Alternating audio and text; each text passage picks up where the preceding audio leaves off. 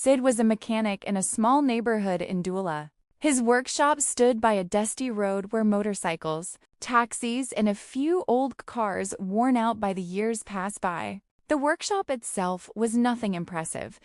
The walls were old and the paint was peeling in places. A metal sign hung above the door, but the letters had almost faded away under the sun and rain. Inside, there were a few tools resting on a worn wooden table. Some wrenches were rusty, others had been repaired several times. Sid had been working there for years, but lately, things had become very difficult. Customers were rare. Sometimes an entire day would pass without a single car stopping at his workshop. There were even times when Sid would go 2 whole weeks without repairing a single car. During those moments, he would simply sit on an old plastic chair, watching cars pass by on the street. Some would slow down for a moment, then continue on their way to more modern garages. Despite the hardships of life, Sid had never changed. He never tried to cheat his customers. He never lied about repairs and always charged a fair price. Many people often told him, "With your honesty, you'll stay poor your whole life." But Sid always gave the same answer: "I'd rather stay poor than become a dishonest man." What Sid didn't know yet was that very soon, his honesty would change his entire life. One evening, as the sun began to set over the city of Duela, Sid gently closed the door of his small workshop. The day had once again been bad. No customers, not a single car to repair. Tired, he decided to walk home as usual. The road was calm. You could only hear the sound of motorcycles passing from time to time and a few distant horns. Suddenly, Sid noticed something unusual. A large black Mercedes was parked on the side of the road. The hood was open and an elegant woman was leaning over the engine, clearly trying to understand what was wrong. But it was obvious she didn't really know much about it. Sid hesitated for a few seconds, then walked closer. "Good evening, ma'am. Are you having a problem?" The woman straightened up and let out a small sigh. "Yes, the car won't start." Sid took a quick look under the hood. For him, the problem was simple. He smiled slightly. "Wait for me 2 minutes." He quickly ran back to his workshop and grabbed his toolbox. A few minutes later, after a few adjustments and turns of his wrench, the Mercedes engine roared softly back to life. The car had started again. The woman smiled widely. "Thank you so much. You really saved my evening." She reached into her bag. "How much do I owe you?" Sid replied calmly, $1. The woman searched her bag, then looked up. "I don't have any cash on me." She took out her phone. "Give me your number. I'll send you a transfer." Sid gave her his number. She saved it. They exchanged polite goodbyes. The black Mercedes started and slowly disappeared into the night. Sid didn't know it yet, but this simple repair was about to change the course of his life. The next morning, Sid was woken up by the vibration of his phone on the small table next to his bed. Still half asleep, he picked it up and looked at the screen. It was a money transfer notification. He opened the app, then froze for a few seconds. $1. Sid frowned. That couldn't be right.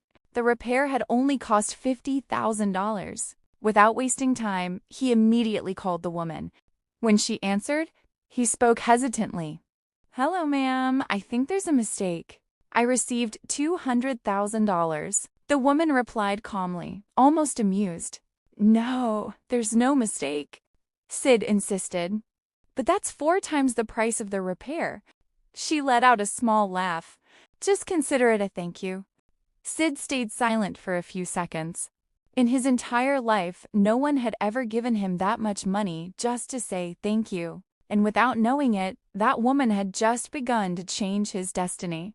A few days after their first meeting, while Sid was sitting in front of his almost empty workshop, a car slowly stopped in front of the door.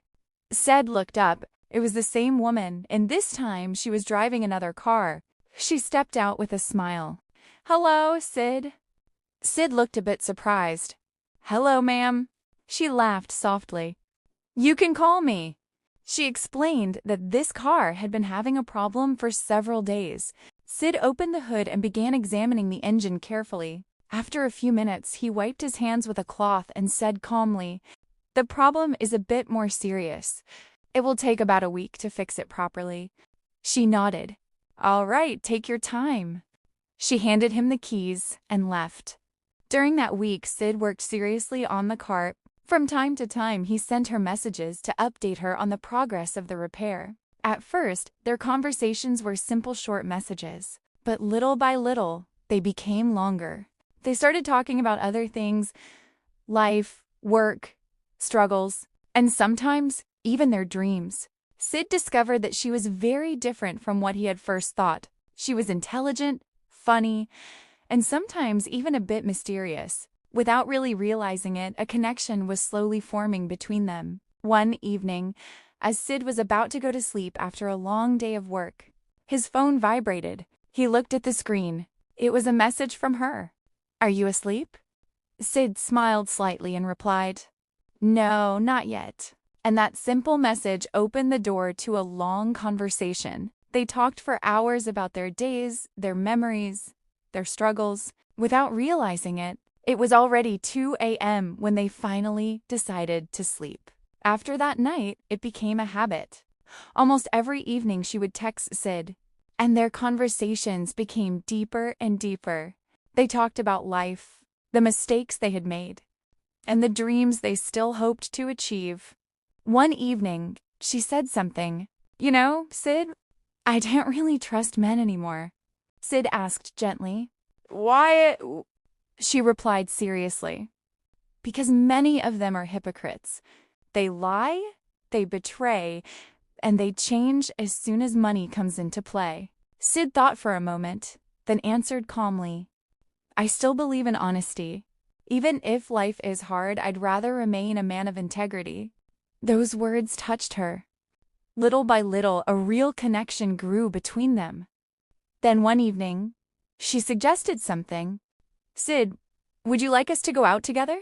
They met at a small, quiet restaurant in the city. During dinner, after a few moments of silence, Sid took a deep breath and looked her in the eyes. "I think I've fallen in love with you."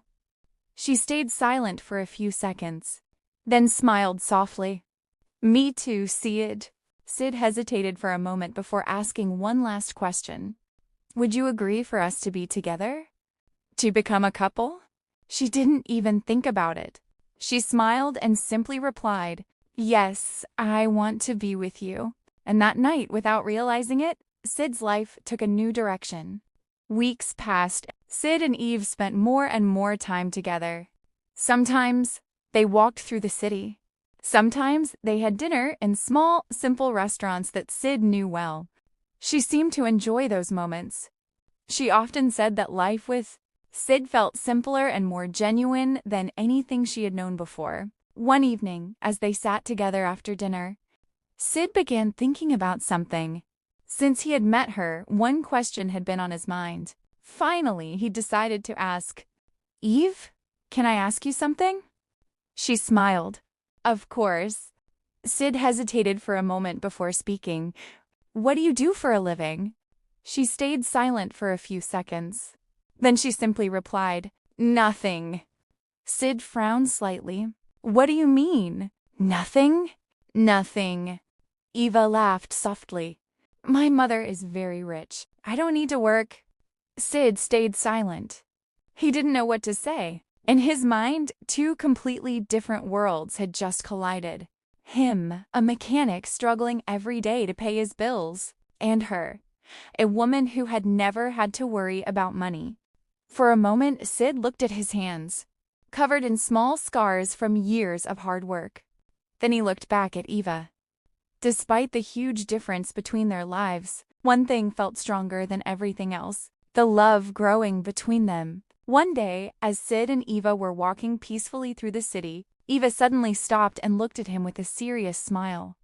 "Sid, there's someone important you need to meet." Sid looked at her, curious. "Who?" "My mother." Sid stayed quiet for a few seconds. He knew this meeting mattered. Meeting the parents of someone you love is never something trivial. He took a small breath. All right. Whenever you want.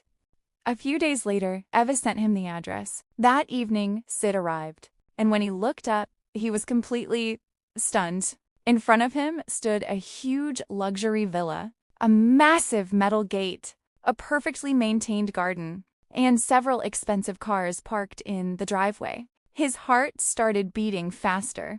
He had never set foot in a place like this before. Eva welcomed him at the entrance and led him inside. They walked through a large living room filled with elegant furniture and paintings. On a sofa sat a sophisticated woman. She stood up calmly. "Good evening. My name is Adia." Sid replied respectfully. "Good evening, ma'am. I'm Sid." They sat down and started talking. The conversation was simple and pleasant. Adia asked about his work, his life, and his garage. Sid answered honestly. Everything seemed fine. But throughout the conversation, Adia kept watching him carefully, almost as if she was trying to read his soul. A few days later, Eva shared some news. She had to travel to the United States for a few weeks to handle family matters. Sid was surprised but understood. Before leaving, she simply told him, "Take care of yourself while I'm gone, and keep working hard." Sid promised. The first few days passed quietly.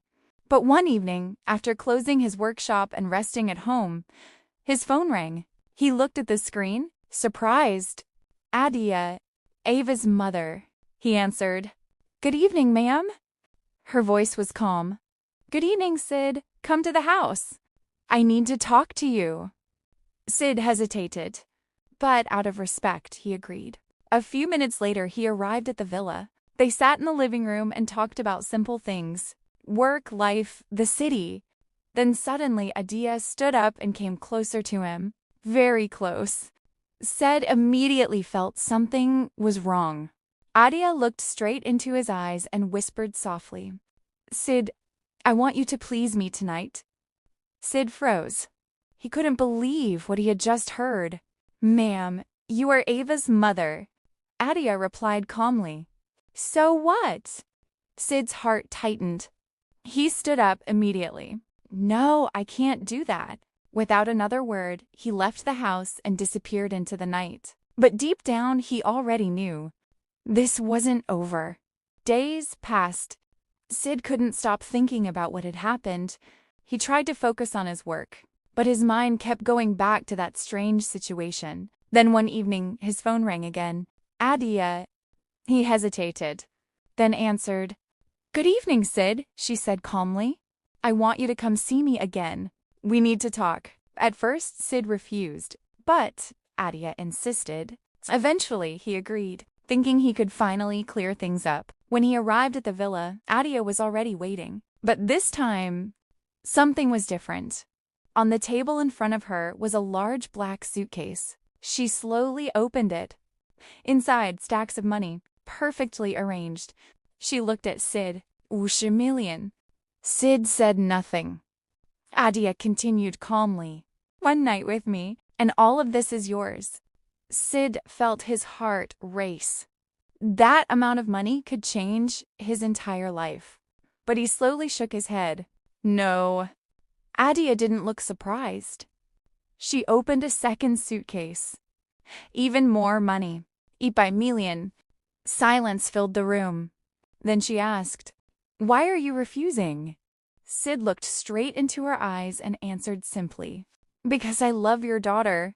Without touching a single bill, he stood up and walked away. That night, Sid returned home completely shaken. He didn't know what to think anymore. The situation felt unreal. He sat on his bed for a long time, staring at his phone. Finally, he decided to call Eva. When she answered, he told her everything. Her mother's proposal. The calls. The suitcases full of money. Silence. She didn't speak for a few seconds. Then she said calmly, "Okay, we'll talk when I get back." 2 weeks later, Eva returned. She immediately asked Sid to come to the villa. When he arrived, Eva and her mother were already seated in the living room. The atmosphere was calm, but tense. Eva looked at him and smiled. Said everything that happened. Was it Tess? Sid was confused. He looked at Adia, trying to understand. Adia spoke. Our family has immense wealth. Many men tried to enter our family only for money. Before you, 15 men failed. Eva gently took Sid's hand. But you chose something more important. You chose love. Adia stood up and looked at him with respect. Welcome to our family. Then she added, and I'm sorry for my role in this test. At that moment, Sid understood something important. In a world where many people sell their values for money, honesty is the greatest wealth. This story reminds us of something powerful. In life, there will always be moments where money will test your values.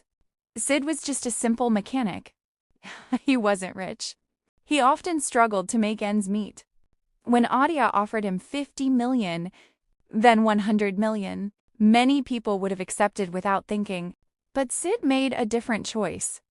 He chose respect, loyalty, love, and that choice proved he was a man worthy of trust. Sometimes money makes it seem like it can solve everything.